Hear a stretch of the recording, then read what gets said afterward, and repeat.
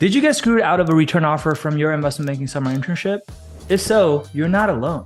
In fact, I didn't get a return offer from my summer internship either back in the summer of 2007. Now, if you're new here, my name is Sam. I'm a former investment banker who worked in Morgan Stanley's technology investment banking group.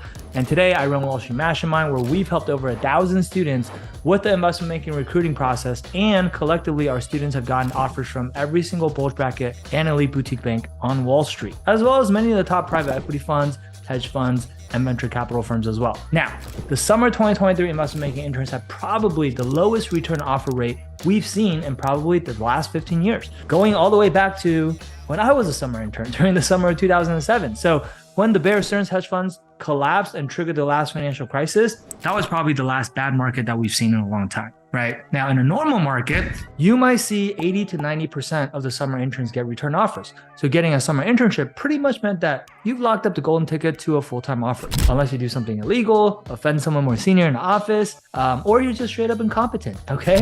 But if you're the type of person who's watching this video, like, that's probably not gonna be you, right? But in a bad year like the one that we're in currently, the return offer rate can be as low as 50%. This year, we've even heard of groups that gave 0 return offers, which is just absolutely brutal. Okay, so in this video, we're going to talk about the mindset that you need to maintain throughout the full-time recruiting process if you've just had this setback, but your goal is still to break into investment banking and you're not ready to give up yet.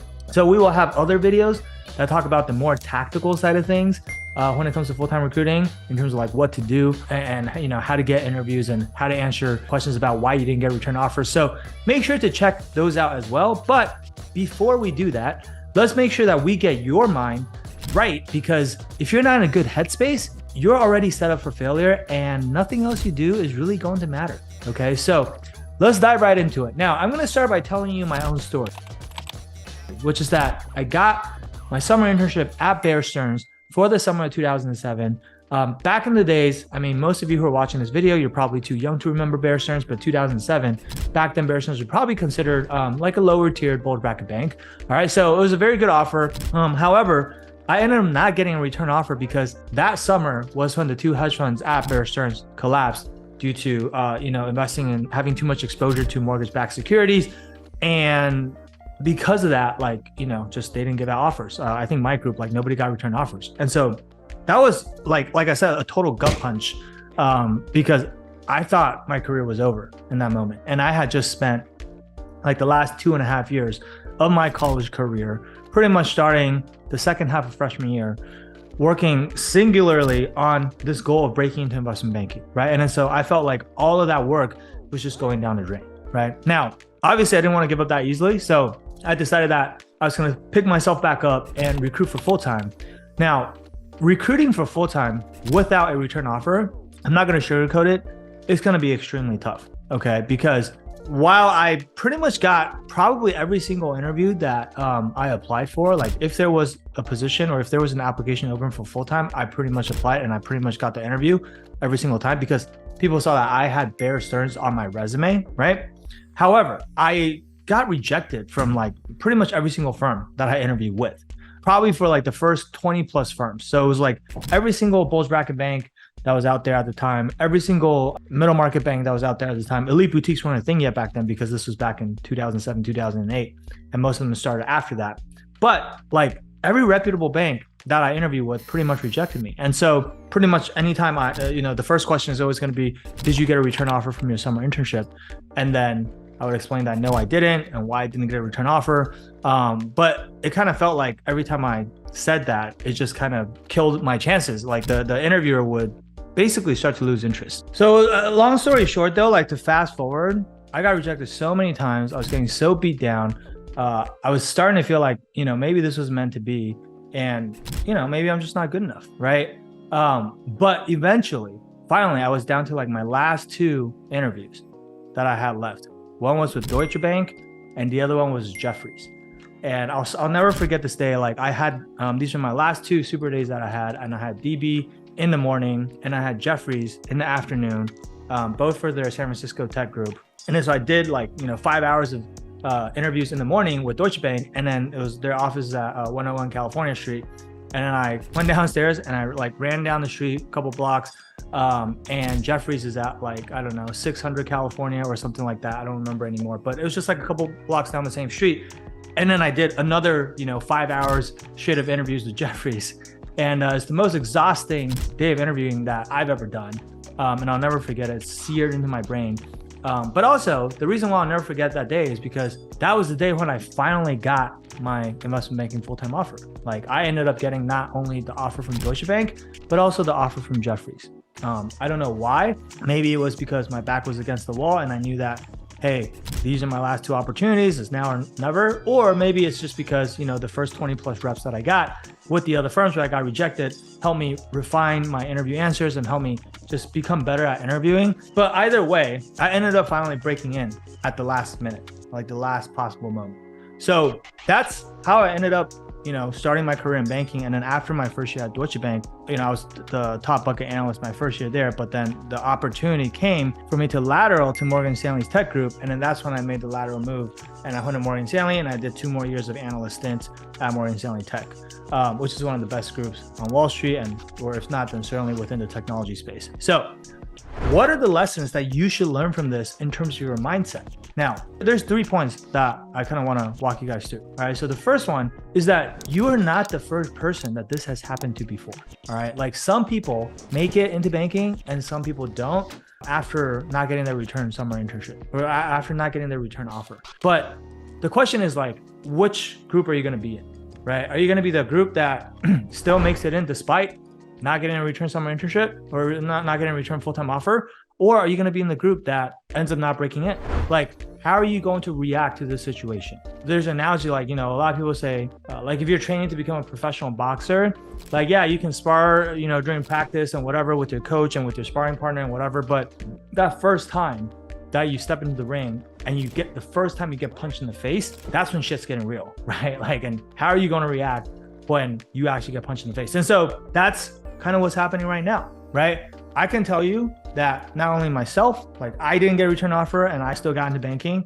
We have like multiple other coaches that are with Wall Street Mastermind right now that are helping other students with recruiting and that have had very successful careers on Wall Street themselves. We have multiple other coaches that also didn't get return offers. Like one of our, main assistant coaches, like Daniel, he did his summer internship at Financial Technology Partners and he didn't get a return offer. And he actually ended up getting a full-time offer from Citi, which is actually like even a step up from where he did his summer internship, right? We have another assistant coach, Michael. He didn't get a return offer from Jeffries. And then he ended up getting a full-time offer from Barclays, in the capital markets group. And then he lateraled back into technology investment banking because that's what he was at Jeffries. And then he later went to Citi for their technology investment banking group as well. And so and then both of them, are working in private equity now. And I myself also worked in private equity after Morgan Stanley. So the bottom line is this, I'm just giving you 3 examples of people that I personally know, including myself, who didn't get a return summer offer, but still was able to break into full-time, still was able to eventually end up going to private equity, which is very, very hard to do. And so if we can do it, so can you, right? But again, like I said, the first thing is like, you have to have the right mindset going into it and you have to be very resilient and you have to be able to get back up after you get knocked down. All right, so that's the first thing. The second thing that I want to encourage you guys with is that success is not a straight line. And I feel like this needs to be said for a lot of people who are trying to break into investment banking, because most of the people that are trying to break into investment banking are super high achievers that have been very successful their whole life.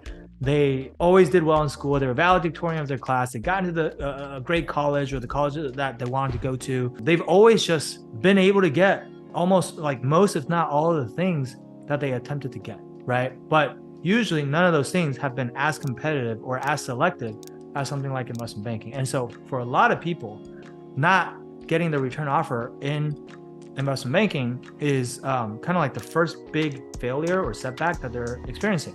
Right? And then so like, I know when I was younger, I was that exact same way. And I kind of had this vision I kind of like visualized like what my success or what my career trajectory will look like. And in my mind, it was like this line that was just like up and to the right. And in reality, like now that I've lived for 37 years and I've seen a lot more, like success is not a straight line. That's what a lot of us don't realize when we're younger.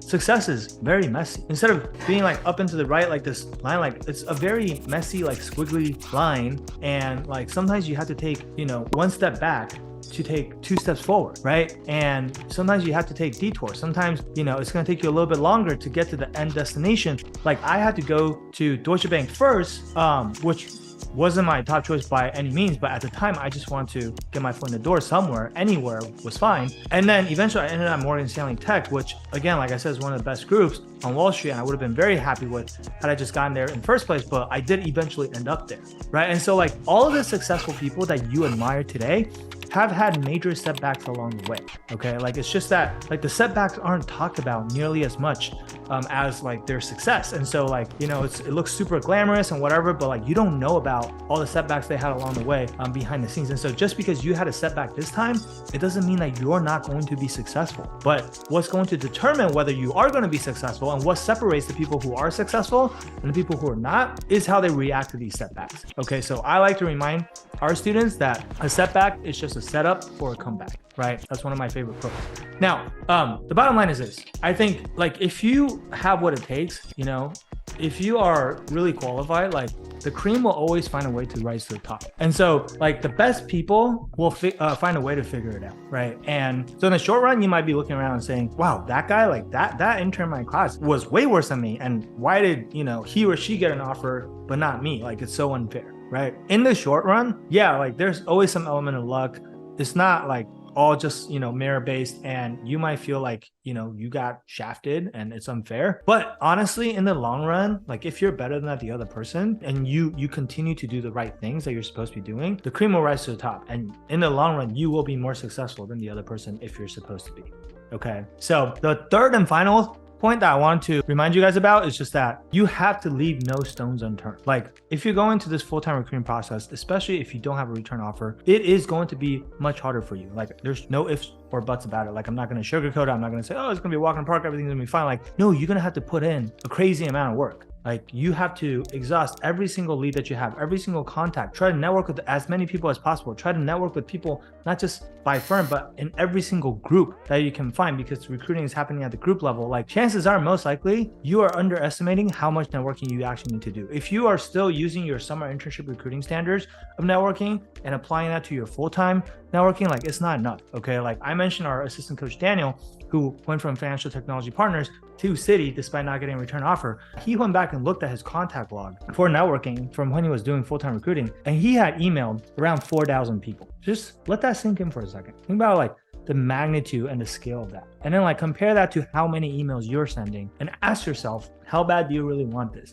Because I know how bad Daniel wanted it, and I know why he ended up at Citi despite not getting a return offer. But like, if that's your competition, like, are you really doing enough? So anyway, like I said, we will have a separate video on this in terms of like the more tactical side of networking during full time. So make sure to check that out. But anyway, those are the 3 lessons that I've learned from both my own experience as well as from having helped over 1,000 students recruit for investment banking over the last almost 6 years now. So I hope that this helped you both feel better and feel more motivated. Okay, so it's going to be a long and difficult journey. Like I said, you have to be ready for the grind, but I know you're capable of this as long as you're made of the right stuff. So if you need help, don't hesitate to reach out. We would love to help you. But otherwise, hope this video helped you guys.